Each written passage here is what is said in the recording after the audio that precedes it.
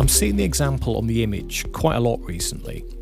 Brands are challenging and changing their logo in order to fit a seasonal offering. Hovis has transformed to Ho Ho Hovis for the Christmas period, and Warburtons, rather more subtly, has become Warbrrrtons with 3 R's in it. Whilst this may seem fitting, it removes recognition from previously strong branding.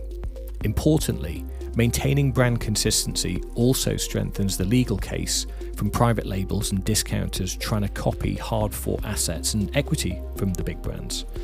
Now, many people may say it shows the power of a good logo and how it can be flexed. The truth is, it doesn't show flexibility, it shows dilution, and that's not what successful brands should do. Simply put, don't muck about with the logo. And that's exactly what I said on my recent LinkedIn post, which has prompted quite a lot of debate. So why is this? Why is the brand logo so sacrosanct? Let's dive in. Why should we keep the integrity of a brand logo? The 2 brands that prompted this discussion were actually seasonal offerings from 2 of the big bakeries here in the UK, Hovis and Warburtons. Now, seasonal packs are normally the time to have a little bit of fun. And why not indeed? It's that cosy time of the year where lots of marketing, communication and packaging is adorned with festive tomfoolery. Most packs will slap on a bit of holly or a cartoon Santa. Some play about with the snowflakes or other festive gizmos on the background, and why not? Christmas time is all about celebration and sharing the comforts of home, so it sort of fits, especially when you look at some of the bakery brands and confectionery offerings out there. The key question for me here, though, is how far should this communication go on pack, and which of the brand assets is it allowed to play around with? Is it the remit of the pack architecture and secondary communication, or should brands be allowed to muck about with the brand logo and adorn these with the same levels of Christmas spirit? I'm going to split my argument against the latter here into 2 parts. Firstly, changing the logo even slightly reduces instant recognition from a consumer. Clearly, this depends on the levels of change, but this dilution removes brand signposting. This may be subtle, and as on the LinkedIn post, many comments stated they could still recognise the brand from which it came, and I do see the point that they're making. But if you spent a small fortune on creating ownable assets and equity for your brand that help convey your brand proposition, why would you change and undermine these with something that is completely opposed to your brand? Let's look at Hovis as a great case in point here. Hovis is rooted in tradition and pedigree. It's one of those companies that's been around since time began, and this is absolute branding gold dust. If you can convey this pedigree successfully to a consumer, you have an amazing point of difference and are clearly communicating that if you've been trusted for generations, that you're doing something right. Adding on ornamentation that is fundamentally opposed to this brand positioning, for me, completely devalues the whole proposition and undermines what you stand for. There are plenty of ways that pedigree brands can use festive communication, which helps support what the brand stands for, rather than reduce this to rather naff ornamental clip art with a tone of voice opposed to what you're trying to communicate from a brand point of view.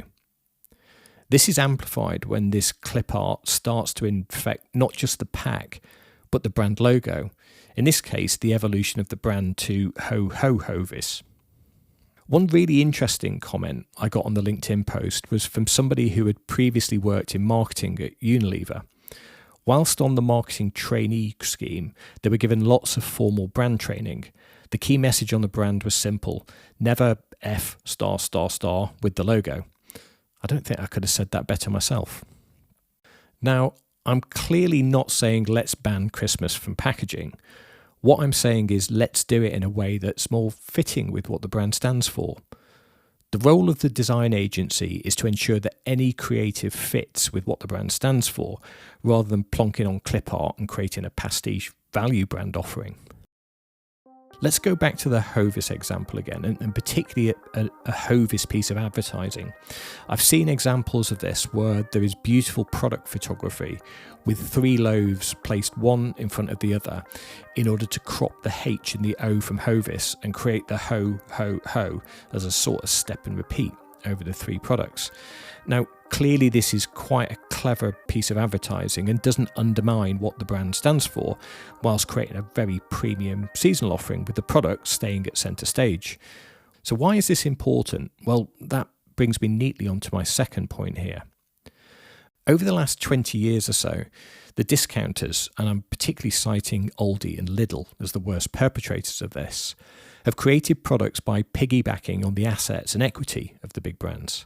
Have a quick walk around any of these discounters and glance at the shelves, and you'd think that the Jaffa cakes and whiskies that they have in there were promotional offerings from the big players. In fact, many of these borrow so heavily from the big brands that it's prompted many a court case. Well, we can probably all remember Asda's Puffin chocolate bar as a copycat to McVitie's Penguin.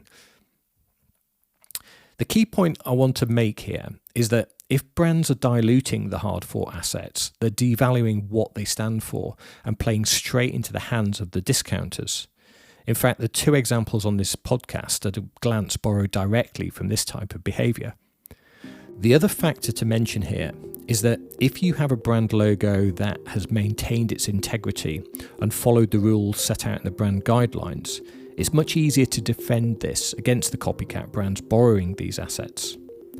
Start mucking about with these, and as I'm reliably informed by a trademark lawyer, your case starts to sit on very thin ice.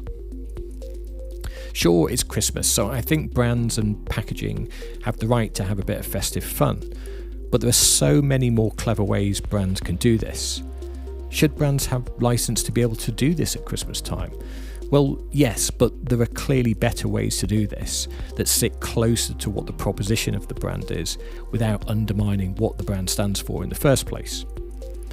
Premium and pedigree brands need to be particularly careful here not to cheapen the core DNA. It's almost like when celebrities known for their stiff upper lip, say, go on to Comic Relief and start dancing around dressed as a comedy chicken.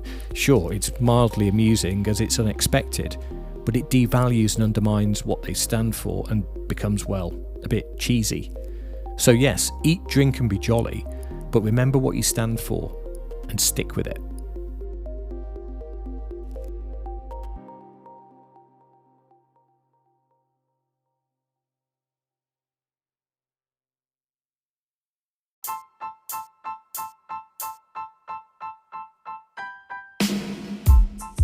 Well, that's it. That's a wrap, as they say. I hope you found it informative. If it adds value, then please do subscribe. I'm Al, owner and creative director of Slice Design. You can follow me on my LinkedIn page, which is linkedin.com/in/Alan Gilberty, or you can follow us on our company website, which is slicedesign.co.uk. So until next time, have a fantastic week and keep well.